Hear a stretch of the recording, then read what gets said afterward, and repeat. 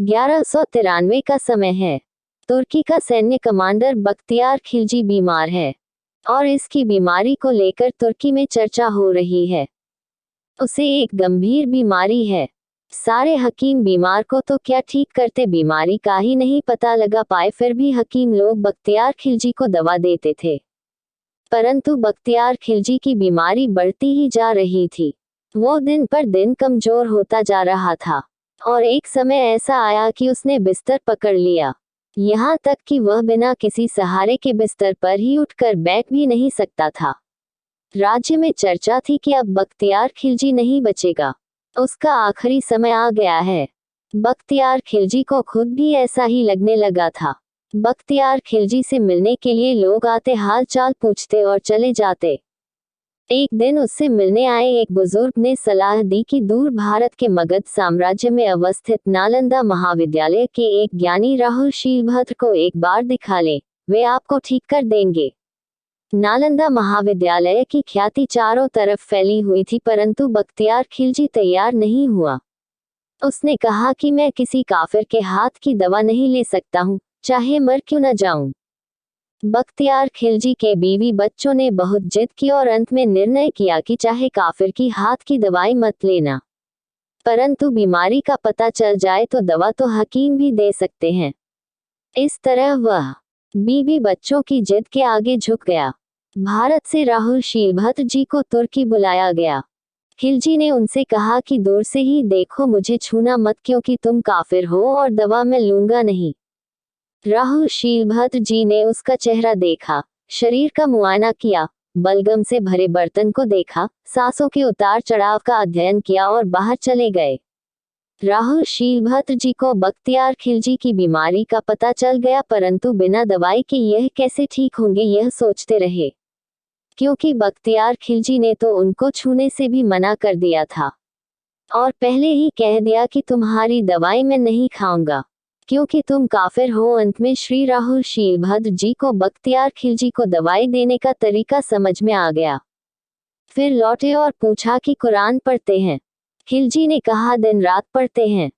पन्ने कैसे पलटते हैं? उंगलियों से जीभ को छूकर सफ़े पलटते हैं।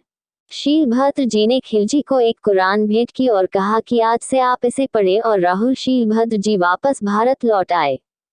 उधर दूसरे दिन से ही खिलजी की तबीयत ठीक होने लगी और एक हफ्ते में वह भला चंगा हो गया। दरअसल राहुल शीलभद्र जी ने कुरान के पन्नों पर दवा लगा दी थी, जिसे उंगलियों से जीभ तक पढ़ने के दौरान पहुंचाने का अनोखा तरीका अपनाया गया था। खिलजी अचंभित था, मगर उससे भी ज्यादा ईर्ष्या और जलन से मरा जा रहा था कि आखिर एक काफिर मुस्लिम से ज्यादा काबिल कैसे हो गया।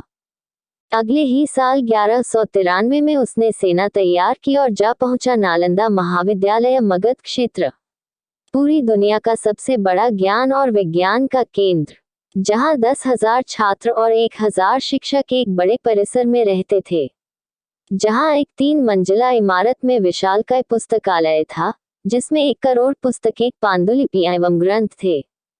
खिलजी जब वहां पहुंचा तो शिक्षक और छात्र उसके स्वागत में बाहर आए, क्योंकि उन्हें लगा कि वह कृतज्ञता व्यक्त करने आया है। खिलजी ने उन्हें देखा और मुस्कुराया और तलवार से भिक्षु श्रेष्ठ की गर्दन काट दी।